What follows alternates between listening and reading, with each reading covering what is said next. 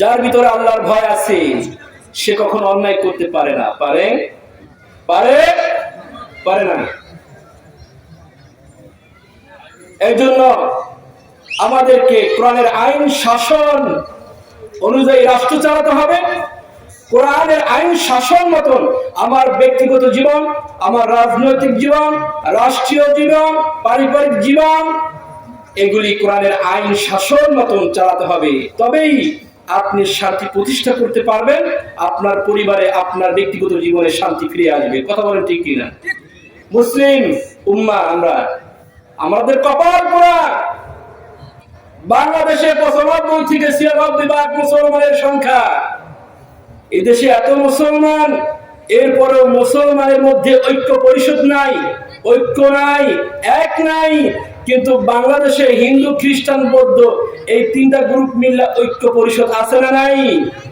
মুসলমান এর চেয়ে লজ্জা হতে পারে? 95 থেকে 96% মুসলমানের সংখ্যা। এদেশে মুসলমান এক থাকবে, আলেমরা এক থাকবে। সে যে দলের হোক, চরমনার হোক, আলিয়া হোক, কমিয়া হোক, তাবলিগ হোক, হেফাজত হোক, আমরা সব মিলে এক হতে চাই কি চাই না? তাই আলেমদের ভিতরে যদি এতগুলি দল থাকে, মুসলমানের মধ্যে যদি এতগুলো দল থাকে, এতগুলো যদি দল থাকে, তবে আমরা কখনো শান্তি ফিরে পাবো? শান্তি ফিরে পাবো? পাবো না। হিন্দু, খ্রিস্টান, বৌদ্ধ মিলা ঐক্য পরিষদ, এখান থেকে আমাদের লজ্জা হওয়া উচিত যে আমরা এতগুলো ইসলামিক দল, আমরা এতগুলো মুসলমান, আমাদের ঐক্য পরিষদ থাকা দরকার আছে না নাই? যদি আমাদের ঐক্য পরিষদ থাকে, আমরা যদি এক হতে পারি, তবে কোরআন নিয়ে বাংলার জমিনে কোনো নাস্তিক, কোনো বেঈমান, কোনো রাম আর বা উল্টা পাল্টা কথা বলতে পারবে না। কথা বলেন ঠিক কিনা? নবীকে নিয়ে কেউ উল্টা পাল্টা মন্তব্য করতে পারবে না, নবীর পরিবার নিয়ে কেউ উল্টা পাল্টা কথা বলতে পারবে না। কথা বলেন ঠিক কিনা?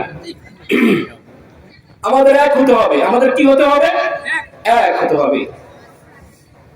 আমাদের প্রভু এক, এক নবীর উম্মত, জীবন বিধান এক, ওই শিবানী কোরআন। আমাদের প্রভু কয়জন? আল্লাহ কয়জন? নবী এক, আল্লাহ এক। আমাদের প্রভু এক, এক নবীর উম্মত, জীবন বিধান এক, ওই শিবানী কোরআন। তবে কেন এক নও হে মুসলমান? এক হও, এক হও করিয়া আহ্বান। বাইতুল্লাহ এক, মদিনা শরীফ এক, উহুদ পাহাড় এক, বদরের মাঠ এক। একটা তো জীবন, মরণ তো একটাই।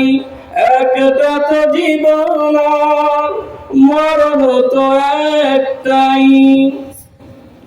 একই সাথে মিলে মিশে একটাই প্রাণ। তবে কেন এক নও হে মুসলমান?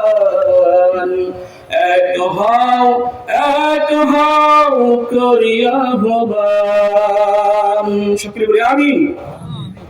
আমি শারীরিকভাবে একটু অসুস্থ, এই জন্য আমি আলোচনা লম্বা করলাম না, আমি ছেড়ে দিতে চাই। আমার পরে আমার শ্রদ্ধেয় বড় ভাই আছে, তিনি গুরুত্বপূর্ণ নসিহত করবেন। আপনারা মনোযোগ সহকারে শুনবেন, আমার জন্য দোয়া করবেন। আপনাদের সকলের জন্য দোয়া রইল। এই মাহফিলের আয়োজন যারা করছেন, কমিটি, এলাকাবাসী, সকলের জন্য দোয়া রইল। আল্লাহ সুবহানাহু ওয়া তাআলা আমাদের সকলকে ইসলামের জন্য কবুল করুক, আমিন। বারাকাল্লাহু লানা ওয়া লাকুম ফিল কুরআনিল আযীম। আসসালামু আলাইকুম ওয়া রাহমাতুল্লাহি ওয়া বারাকাতুহু।